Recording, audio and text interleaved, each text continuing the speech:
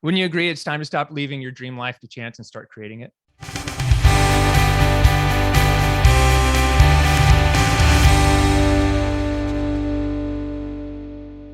Here's a question I have for you.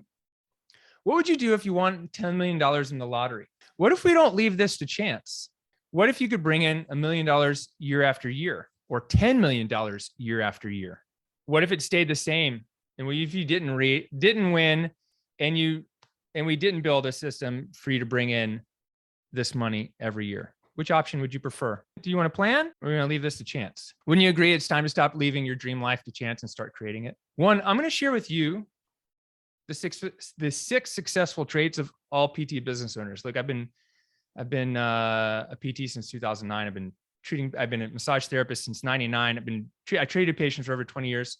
Been coaching PTs for 8 years now, maybe since 2013. There's a couple things that I've realized that really makes or breaks. It goes back to one of our Platinum Mastermind members who asked me this great question when we got started.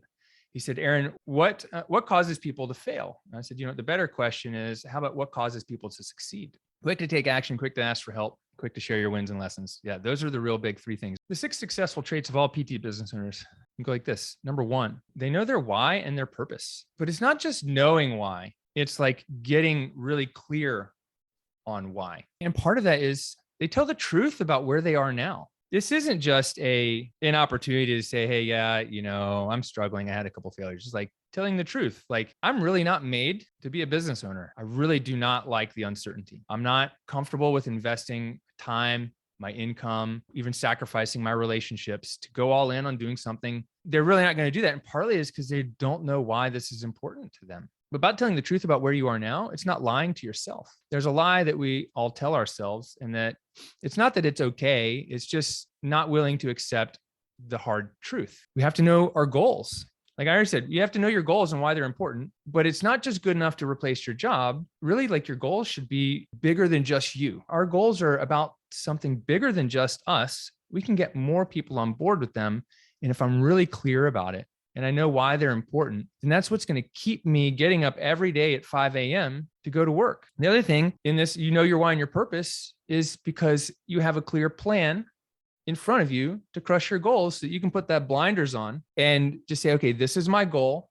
This is my plan for the week, for the year, for the 90 days, for the year, for the next 3 years. And I'm not going to let anything take me off that course until I get there. And sometimes the blinders can be extremely helpful. They keep the good idea fairy from when she lands on your shoulder, you don't see her. Sometimes the blinders have to come off so you can see the other people around you. All successful PT business owners surround themselves with winners. They surround themselves with others just like them. I can tell you this, it's very isolating to be a business owner. And so that's why, like, we create PT BizCon. Masterminds. Like, what is a mastermind? A mastermind is a place where you go and you belong to. So I'm in a mastermind of business coaches right now. And it's great because I can go there and I can talk to other business coaches. I get it 3 times a year. I get a plan, or actually 6 times a year. We get a plan. We have another mastermind coming up next week. I get to connect with other people who are coaching other people to build their businesses. And it's great. And it's something where I can share ideas. I can get help. I can get speed. It's incredible. And success partners. So you got to have those people too. You surround yourself with winners and others at the next level. Look, success leaves clues. I don't want to go into like some kind of coaching group where I'm the most successful person. I want to go in a room with people who are making 8 figures, who have built multiple $100 million businesses. Trait number 3, successful physical therapists, or actually all successful business owners, are resilient and work hard to FIO. Figure it out. You're resilient like a weed. Like that weed that's growing through the crack in the sidewalk. If 2020, 2021, and now has taught you anything, it's that if you persist and you keep going after it, you're gonna survive and succeed, and you're gonna come out on the other end better off than the people that quit and gave up and said, "Whoa, this is too hard." Never stop trying, because if you know your why and your purpose, there's no reason you should stop. You have to have a routine. You have a routine that you do, okay, I time block, I wake up, I do this. You just got to do the same things, because it builds resilience, because you don't have to make as many decisions when you have a routine. But also what builds your resilience is doing hard things, and not just hard things in your business, but hard things physically. So I say also work hard to figure it out. That means don't stop. That's part of being resilient. You got to figure it out. And if you're like, I can't figure it out, this leads into the next one where it's like, you got to be quick to ask for help. How do you ask for help? Well, you don't say, hey, Aaron, can I pick your brain about something? You say, hey, you know what? I'm having this problem. And here's the question I have.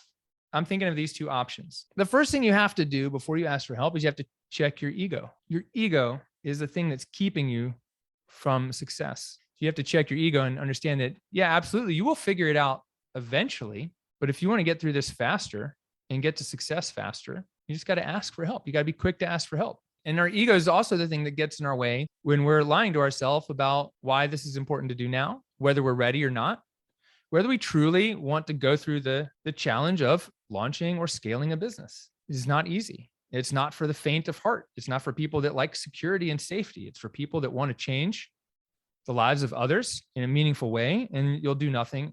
Nothing will stop you until you get there. To get there faster, ask for help. Work with mentors. Be willing to invest in yourself. So successful entrepreneurs are in it for the long game. I'm not in it for next month. I'm not in it for next year. I'm looking like 5-10 years down the road. You only lose in an investment if you sell at a loss.